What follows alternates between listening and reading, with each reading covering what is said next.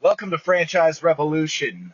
We're a podcast dedicated to everything franchising, from demystifying the franchise buying process to providing insights and strategies to maximize the investment of buying a franchise and to help you to just identify what the best franchises are out there. My name is Jason Revere. I'll be your host. I'm the CEO and president of Revolution Franchise Brokers. We are a national search firm dedicated to the mission of helping people to declare independence by finding financial and lifestyle freedom through franchise ownership. And so let's get started. It's January 3rd. I'm currently sitting in my car, having to take my daughter to swim practice.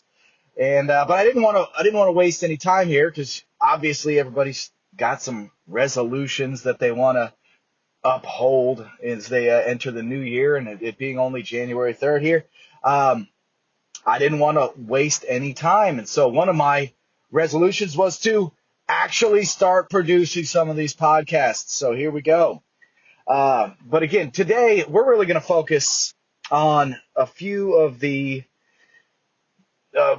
tenets of franchise buying, and one of those is going to be why buy a franchise in the first place. What the heck are we doing here? Why would anybody want to buy a franchise? We're gonna really dive into a couple different concepts and a couple different reasons why you should consider buying a franchise, or maybe even decide not to buy a franchise in the first place. Right? I mean, that's gonna be part of the franchise buying process. Are you even a good candidate to buy a franchise? Should you buy a franchise in the first place? And so we're gonna really hammer home some of those concepts today. So what I want you to do, and the way to get the best out of this podcast is to, if you're not driving, go ahead and grab yourself a notebook. All right, we're going to give you some ideas here, give you some strategies, give you some tips that you might want to jot down for future use. You could always refer back to this audio, obviously, as you go along here. But as we go through this process here, I want you to kind of jot down anything, because this is a very personal thing. When anybody's going to look at making a career transition or an investment of any kind, right? It's always going to be personal, and so you're going to have to. Not every strategy, not everything, not every concept is going to be right for every person, right? So you've got to be able to see yourself in some of the examples and some of the information that we provide here, and jot down some ideas here. As always, by the way, if you need to and you want to get in touch with us, obviously you can find us online. You found this podcast somehow, so what the heck? You probably already know how to find me in the first place. But just hit up our website, revfran.com, for additional resources as we go along here. But first and foremost, let's focus here. Let's get back to the task at hand. We're going to talk about why buy a franchise in the first place. And so what I want you to think about right now, we're going to give you the number one thing that you got to do when you're looking at potentially buying a franchise or leaving your job or doing anything, making any sort of life transition. The very first thing you need to ask yourself is, what am I trying to accomplish? All right? What are you trying to accomplish? That's the very first thing we need to do, is what the heck? What are we doing here? You're just doing it. You're just buying a franchise because you saw something out there like, oh, I ate a Chick-fil-A, so I like Chick-fil-A, so I should own a Chick-fil-A. By the way, Chick-fil-A's are not a franchise, just disclaimer. But I ate at this donut company and they've got franchises, so maybe I should do that. I like donuts. That's not really what you're trying to accomplish, is it? You just want to buy something, be a franchisee because you like the thing that they serve. That might be good, but it might not be. And so what I want you to do is really think about, this is what we all have to do. We need to think about what are we trying to do here, right? Are you looking to replace your income? That's a big thing that we hear from our clients, is they're looking for a way to replace their income. Okay, no matter what your income is, I want you to write down your income right now. If you don't know it, that's a problem. But write down your income. And if you're trying to replace your income, how quickly are you looking to replace it? Do you need to replace it month one? You know, if you're making $200,000 a year, you need to replace that's essentially replacing $18,000 a month of income. And so your new business needs to create $18,000 of net profit in order to replace your current income level. Is it possible? Sure, it's possible. There's franchises out there that you can do that. You better be a high performer, and it better be a sales-driven, service-based business without much overhead. If you need to do it in month one, if you absolutely need to do it in month one. But again, this is all about what you're trying to accomplish. If you need to, if you're more, let's say a little bit more realistic, and you want to replace that income level. Let's say you're at $200,000 a year. You need to replace about $18,000 a month of income. Look around and say, okay, how much capital reserves do I have after making my initial investment to give me the runway to get to that level? Okay, and I want you to take a look at your savings, your net savings, any income that you have coming in that's ancillary. I don't know, you got an annuity, maybe you suit somebody, whatever. You're going to call J.G. Wentworth and take all of your money out of your annuity. Heck, it's your money, right? Use it when you want it. But I digress. The point is, you need to figure out what the heck you're trying to do. How much money do you need if it's income replacement? Okay, and you're gonna have to quit your job in order to start this franchise. Not every franchise does that happen, by the way, and we're going to talk about that in a moment. But if it's going to be something that you're just sick of working, I hate working at my job where I'm making 100 grand, 200 grand a year, and I'm sick of doing it. I don't want to work for the man. I want to be in charge. I want to be in control of my life and my future. And you want to replace that income. You need to first identify how long it's going to take you to replace that income. What's a realistic goal and strategy? How much money do you have? If you can last 6 months, that's probably best. I would say a good rule of thumb here is to make sure that you have at least 3 months, minimum 3 months of savings as a cushion, as your runway to get your business off the ground. Okay, and you're going to be taking into account everything. The overhead of operating that business. That's included in the initial franchise investment, by the way, and we'll harken back to a couple of those concepts there. Item 7 of the FDD is going to show you all of the initial investments that you're going to be making to get your business off the ground, and it includes the working capital necessary to operate that business for roughly 3 months. And so as long as you've got all of that stashed away, everything additional on top of that, you're going to need at least 3 months of living expenses. So your mortgage payment, your car payment, alimony, child support, whatever. All right, whatever you got that you have to pay every single month. Your food, right? You like eating, don't you? Make sure you include all of that in there. Make a list. Figure out how much money you got. And how long that money can last you if no money's coming in. Okay? That's number 1. Then number 2, you're going to work like hell to get that business off the ground as fast as possible, to cash flow enough as quickly as possible so you don't have to eat into that 3 months worth of cushion there. And hopefully you can add to that 3 months of cushion. But it's all about what you're trying to accomplish. Okay, if it's in back to the original point here, if you're trying to accomplish leaving your job, that's the exercise that you're going to have to go through when evaluating all of your franchise options that are out there. And they're endless, by the way. You got donut franchises, food franchises of any kind. I don't typically like those, but they exist. You got fitness franchises. You got service-based franchises like home improvement or maid services or window cleaning or dog walking, dog bathing, whatever, right? There's all types of pet franchises out there. You got pet supplies franchises if you really want to get into the pet world. The senior care industry, that's a really booming industry, lots of revenue potential.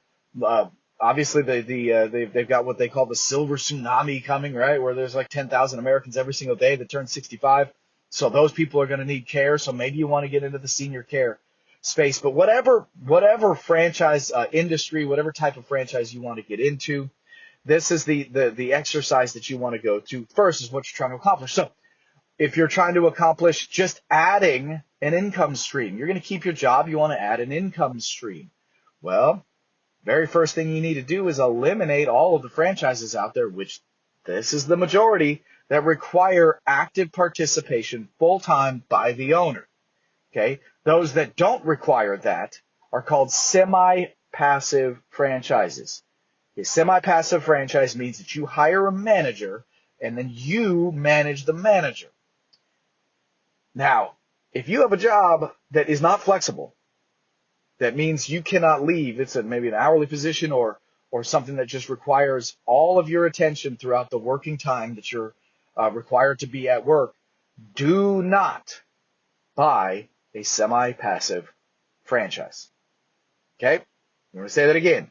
If you work at a job that requires you to be there all day, do not buy a semi-passive franchise. Why? Because you're just going to run out of time. You're not going to be able to manage that. Let's say your manager gets sick. What are you going to do? If you can't leave your job, what are you going to do? Let's say your manager, the guy you hired or the gal you hired, sucks and you need to fire them. You think that happens? Yeah, it happens all the time. What are you going to do if you cannot take time off work to operate that business? Shut the business down? After you dumped your savings or you got a loan to do it? No. Okay? That's a dangerous proposition. Now, if you have a very flexible job, maybe you're an outside sales rep and you can come in and out when you want to. Maybe you've got some seniority. Maybe you're a college professor that's got tenure, and it doesn't matter what you do. Right? Then, yes, you're going to be a candidate to be a semi-passive franchise owner, but it all depends on your individual situation. So you need to look at that. You need to know that. So if you're looking to add some passive income, quote unquote, or some additional income streams to your life, then semi-passive could be the option there, right? There's also some other options out there, like getting into some of the really passive opportunities, things like vending machines, ice vending machines, maybe even like a mobile food distribution kind of thing, like a Kona Ice, okay, like an icy type franchise. There's donut franchises out there that are mobile that you can really schedule around your own time, and you can still be the manager of this franchise, but you're not hampered by a large lease or whatever. You just get the vehicle, then it's up to you to get the events scheduled, etc. And you could do that maybe on just the weekends, okay?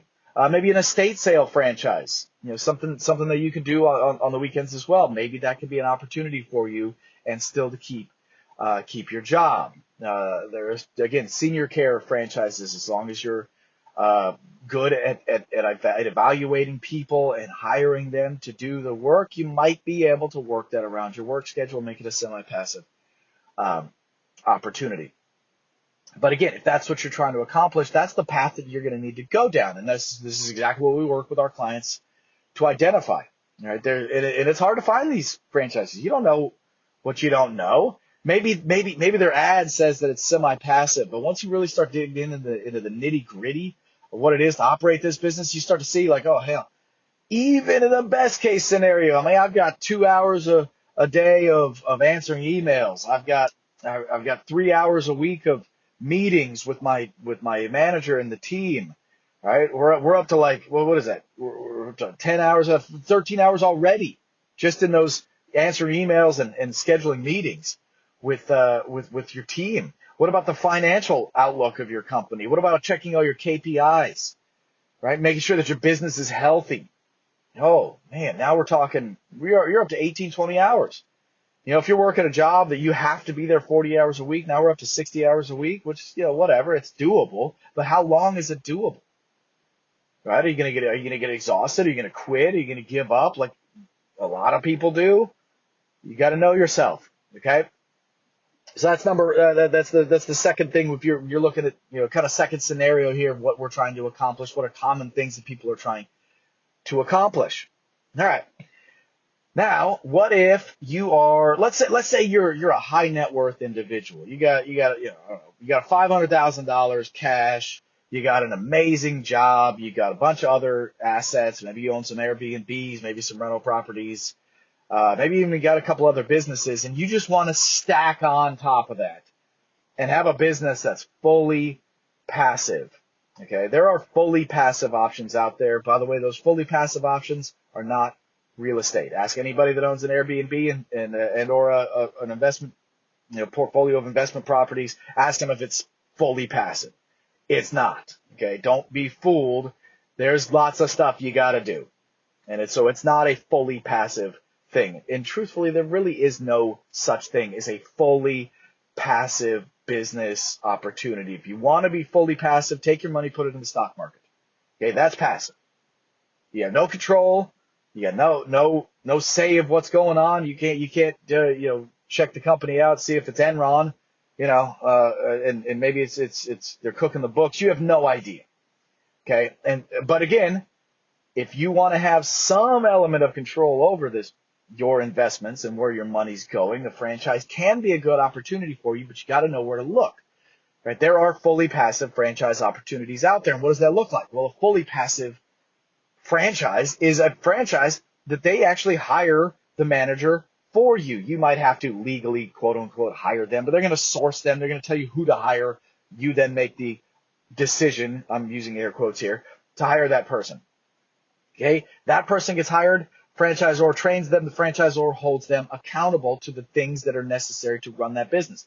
Then that manager hires the other ancillary people to do the work in the business. Let's say it's a sales organization, like a home improvement type franchise that's going to be marketing and sales driven. That person hires the sales team and the fulfillment folks to do that. So that manager is operating your business. The franchisor is managing the manager, leading the manager, training the manager, holding that manager accountable. And then that leaves you to meet with the franchisor once a month to go over your key performance indicators. And it's really only your job to ensure that the business is financially healthy. Right? You're going to be doing that through checking your books, working with your CPA, and depending on how much control you want to exert, because it is still your business, you're going to be meeting with that manager too, if you choose to do so, so long as you're not stepping on the toes of the management agreement that's in place between the franchisor and your business. Okay, those exist. Those are out there. They're pretty cool. They're really reserved for folks that are higher net worth. Your lowest investment that you're going to get into with a franchise like that is going to be in the mid 200s, so about $250,000 to get it off the ground. You can get an SBA loan to cover that, so you got to come with at least 20 to 25% down to operate that business. But keep in mind, you're going to be cutting yourself short on the profitability side of things, so you can't use a traditional pro forma to make planning decisions based on this franchise. You can't look at like the item 19 of this franchise unless they include the fully passive stuff in their item 19, which is the financial performance representation of the business. If they're just reporting your standard franchises out there, you can't really use those as numbers because you got the additional overhead of the management agreement in place, because you're going to be adding on some additional expenses to pay the franchisor to actually manage this the team for you. You're going to be paying that manager a pretty substantial salary because they're going to act as the de facto owner of this franchise, right? Even though they don't own anything, but you're going to have to pay them a pretty substantial salary. We're talking 100,000+ a year. So when you're making all of your projections, how much money you want to make from that business. Now, keep in mind, by the way, all of these businesses, no matter what your financial goals are, there is always an exit strategy. Okay, so as long as you build this business up, it's going well. Let's say it's the fully passive opportunity, and it's going really, really well. You can then list that in the free market and sell it for whatever multiple of either EBITDA or top line revenue that is out there, and make a substantial windfall for yourself, and really do it fairly hands off. It's a pretty cool opportunity. All right.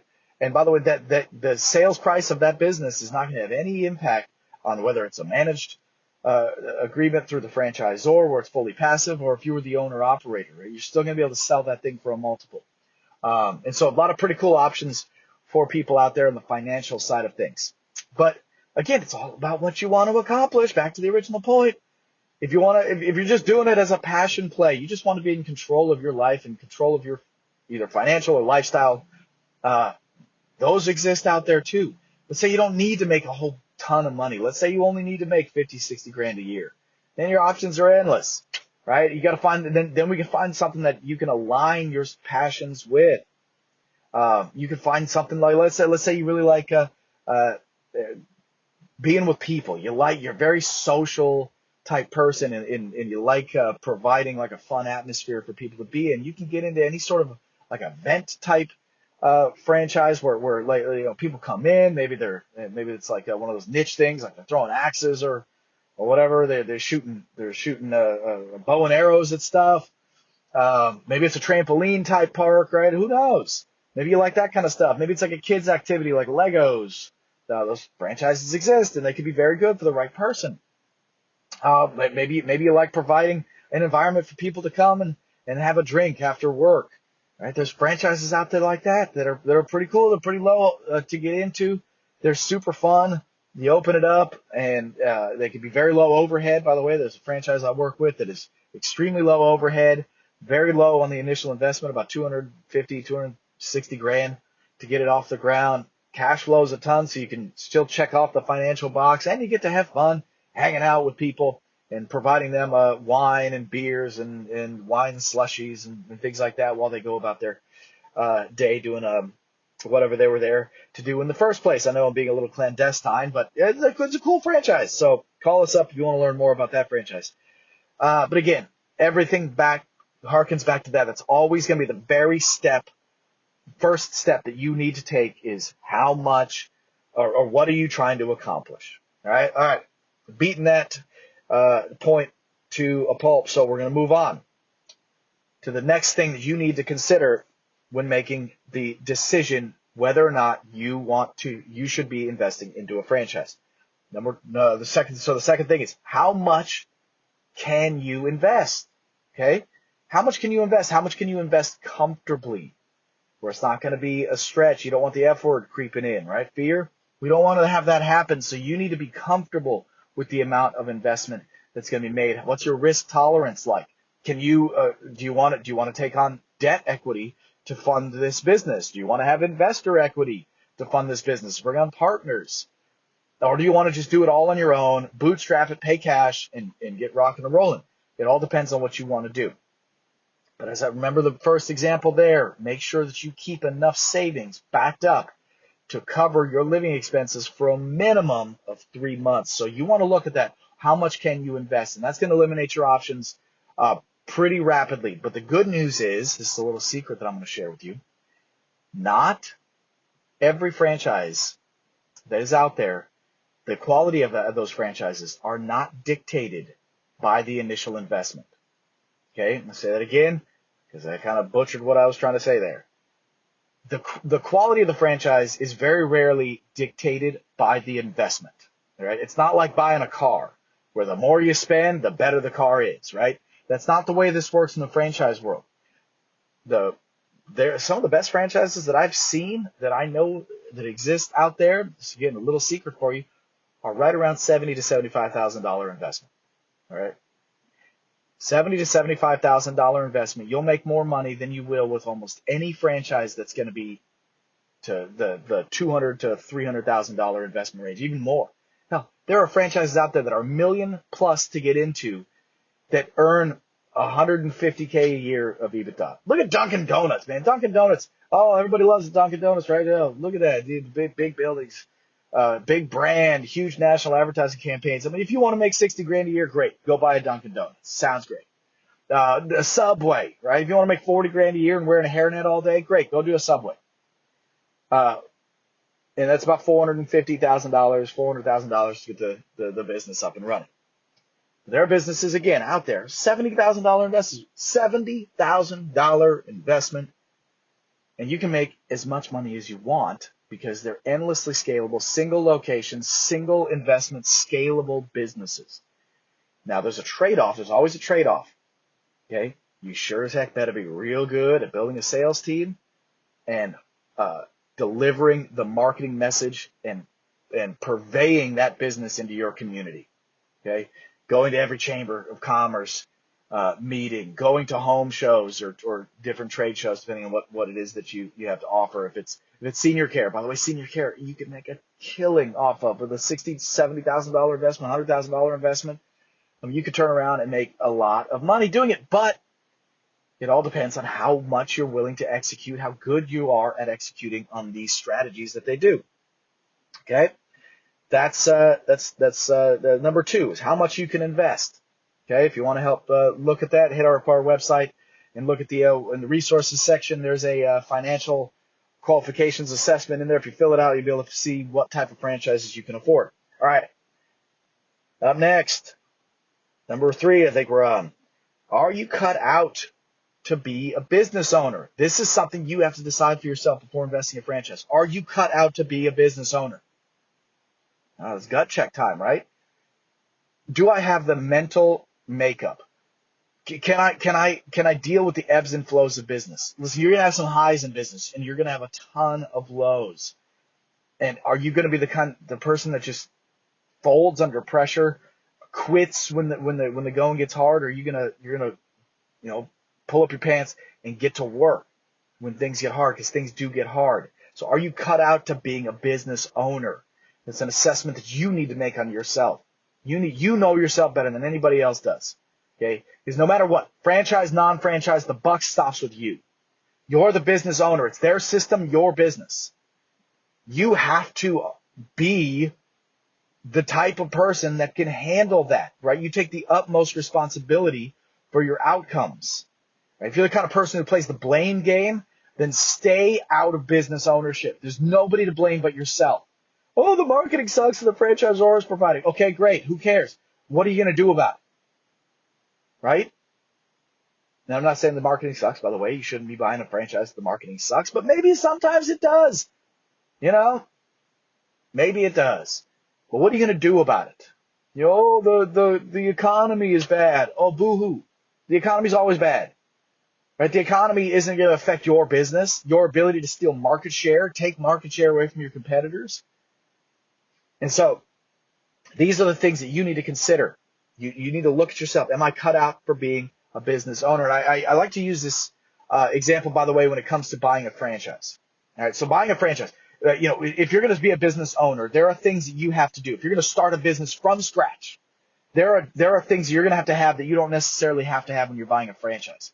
Number one, you have to have a really great idea, right? You're going to have some sort of idea or skill set to be able to do the business that you're starting.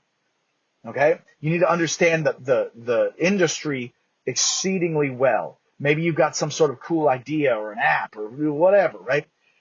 Some sort of unique selling proposition. You understand marketing. You understand how to sell your product, how to burst into the marketplace, how to hire people, all the technology side of things that you need to have to operate the business. Like if you know all of that stuff, you got a robust background in business development, and you have the idea and the unique selling proposition of a product or service, then don't start a franchise. Okay, you're an entrepreneur at that point, right? Entrepreneurs don't make great franchisees all the time.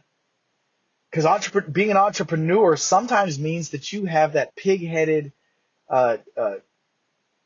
mentality where it's your way or the highway, right? And if it's your way or the highway, why are you hopping on the highway and buying a franchise? That doesn't make any sense, right?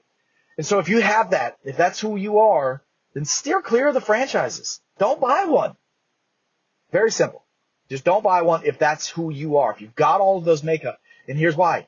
Because it's going to be a uphill battle. You're going to be constantly at odds with the franchisor, and eventually it's going to end poorly, just like every marriage does, where they shouldn't have gotten married in the first place. Right? You get two crazy egomaniacs, you put them together, right? It's a dogfight the whole time, and they're going to end up getting divorced. That's no fun, right? And so, same thing's going to happen when you buy a franchise, if you're that type of person. Now, for the vast majority of people, I'm not a anything, right? I'm not a mechanic. I'm not an HVAC person. I'm not a dog groomer. I'm not a hairstylist. Right? I'm not a coder. Whatever. I'm not a anything. And so if I want to be a business owner, I would have to be a franchisee, right? Bingo. And so if that's who you are, then that's a good starting point to now say, okay, maybe I am a candidate to own a franchise. Okay? Maybe you are. Now, the other side of the thing here, the other side of the equation is when it comes to investing into a franchise, you have to understand a very, very fundamental fact about buying a franchise. Buying a franchise is not buying a magic formula that prints money. Okay? It is not buying a formula that just prints money. It's not magic. It's not luck. It has nothing to do, or very little to do, with the actual model of the franchise. It's all about execution. So, like I said before, it's your business, their system. Your business, their system. Who's more in charge? It's you. Now, you have to follow the system, because the system that you're investing in is a proven track record of success. You don't in that field. So why not just take the thing that you're buying and execute like hell on? But it's about execution. And so this is an analogy that I like to use to folks to help really illustrate this. So if you're familiar with the card game Texas Hold'em, okay, Texas Hold'em is a card game out there that's a pretty unique looking card game. Right? You get two cards that are dealt out in front of you. If you don't know what Texas Hold'em is, watch the movie Rounders, a wonderful movie starring Matt Damon, and it's all about Texas Hold'em. And so you get your two cards in front of you. Okay, those are your cards. Right? Whatever your cards are, that's going to be the thing that leads to your ability to build a strong hand. Okay? How do you build a strong hand? Well, they've got community cards that the dealer deals out in the middle. We've got the flop, the river, and the turn, or whatever, right? Whatever the terms are. But they put out 5 additional cards out in the middle of the table. Those are community cards. Whoever has the strongest hand of those, a 5-card hand, including your cards, is the winner of that game. Right, that's a simplified approach. Obviously, there's betting strategy in there. There's bluffing. There's all the other stuff that goes out there. There's other life lessons that we can pull from that, but let's just take it at its face value. We're trying to build the strongest possible hand out of our 2 cards and the dealer's 5 cards. Okay? The franchisor is going to be holding 5 cards. Let's say it's marketing. Let's say it's recruiting. Let's say it's technology. Maybe it's a unique product. Maybe they have like a widget or something they hold the patent to that is highly sought after in your marketplace. Let's say they've got a good brand recognition, whatever those cards are, they are what they are. Okay, the franchisor holds those cards. They are what they are. They're right in the middle of the table for anybody to take. Now, your cards, the strength of your cards will help you to determine whether or not it's going to be a good match for you.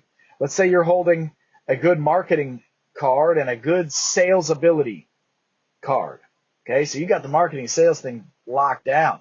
And you look across at the cards in the middle of the table, and you're looking at them, and you're like, oh, wait, look at that. I don't see a marketing card out there, but what I do see is a product that has a patent on it that I could rep in my marketplace. Okay, cool. All right, now I'm building a pretty strong hand now. I've got the marketing, the sales card, and the unique selling proposition card. That's pretty nice, right? Let's say I don't know jack about marketing technology or sales technology, CRMs or something like that, and you see across the table, look, they got their own proprietary CRM that's custom built for this business and helps keep the business organized and moving forward, and you drip campaigns and all kinds of cool text message, SMS features, and to get to customer engagement platforms, all the other cool stuff that exists out there. Oh man, they got that card too. So now I got 4 cards in a pretty strong hand. Look at me so far. And then maybe the last card that you see over there that really piques your interest is something like the financial card. Maybe the card that they're holding, their item 19, is showing $2 million of average top line revenue. Whoa! Look at that, $2 million average top line revenue. It's exactly what I want. I've got my 5 cards here. I'm amazing. They're amazing. We're a perfect hand. We're going to win every time. All right? Long-winded example, but it is what it is, and help you to really understand what that relationship looks like. Okay, because like I said, it's your business, their systems and strategies. Okay?